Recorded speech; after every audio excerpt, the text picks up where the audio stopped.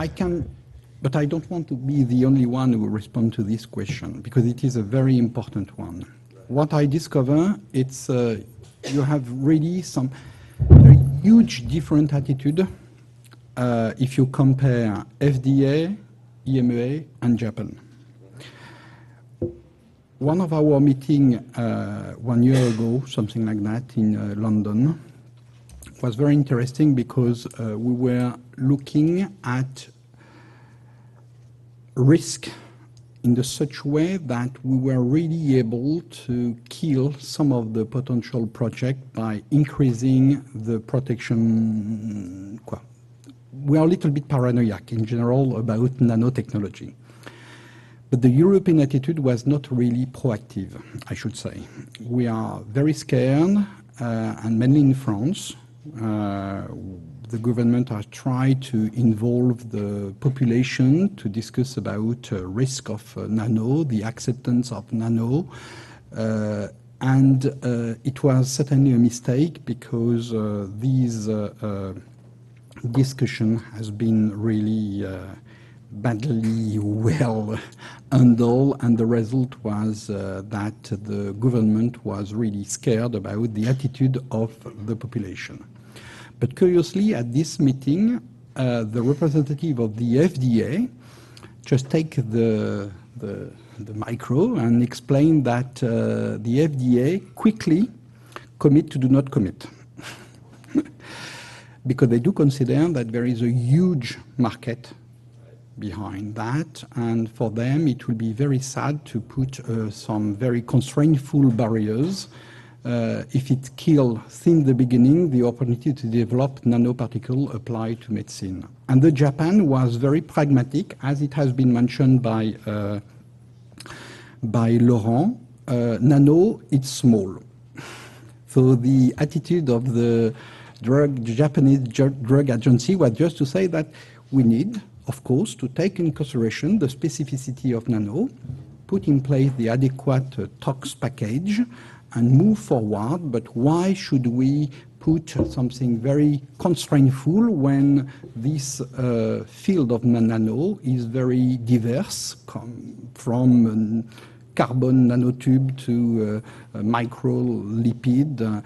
So it's a nonsense, and we need in Europe to be really scared or worry or take in consideration this aspect in perhaps in another more proactive way and more scientific based way than just looking at nano like something very risky.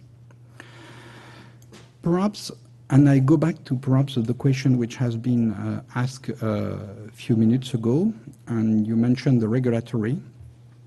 Regulatory could be also a facilitator to develop new solution. A good example is what's happened around radio protection for the patient. You know that the problem of exposing the patient to X-ray, it's a problem for all the community. And we know perfectly that the constraint will be worse and worse in this field.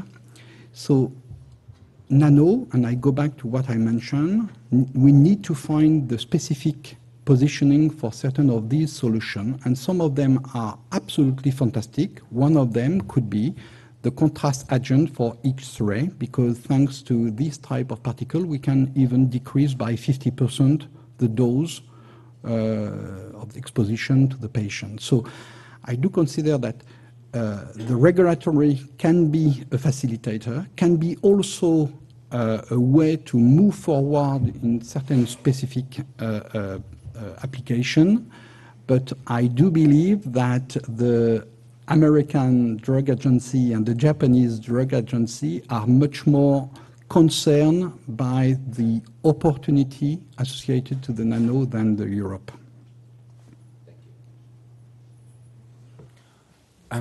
I can talk from my own experience interacting with different regulatory agencies, mainly in Europe, 5 of them, plus the EMEA, and also the FDA. Let's say that there is a gap in understanding nano in this world from a regulatory agency perspective.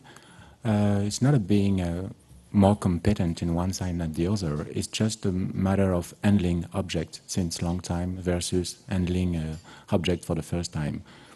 I think FDA is interacting with people, companies, academic, working with nano since quite a long time, saying 5 to 10 years. As Europe, sometimes they see for the first time when you go to see them a nano object that will be applied for healthcare. That's not always the case, but clearly the knowledge is growing in Europe and is growing too in regulatory agencies. And at the end, when you develop an innovation, that's normal that you face some lack of knowledge because that's new. And you're supposed to be the expert among a small community.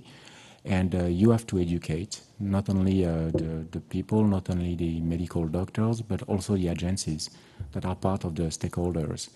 And so what we've done in the past is start even at the early stage of the concept to interact with agencies.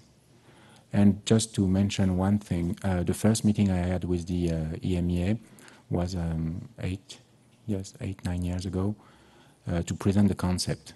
Even if it wasn't a product at the time, it was just a concept.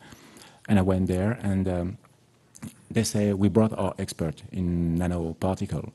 And she was a PhD, just finishing her PhD.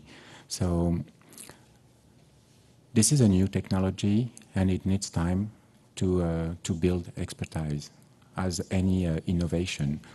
But I would like just to make one comment because we did not talk about it since the beginning, is nano as any other innovation, they need to fit into an unmet medical need, that's for sure, but also it is important to see how this product will fit into the existing system, not only the medical practice itself, but also the payers.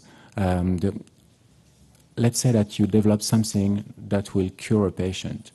It will be hard to put it in the market if you have to create an entirely new medical practice around it, because you will have, for example, to build and buy new equipment in hospital, to train physicians, and to build an entire ecosystem around this innovation.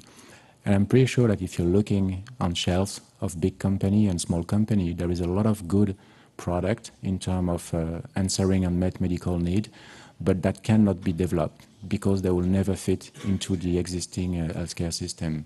And that's one of the key issues of innovation in healthcare.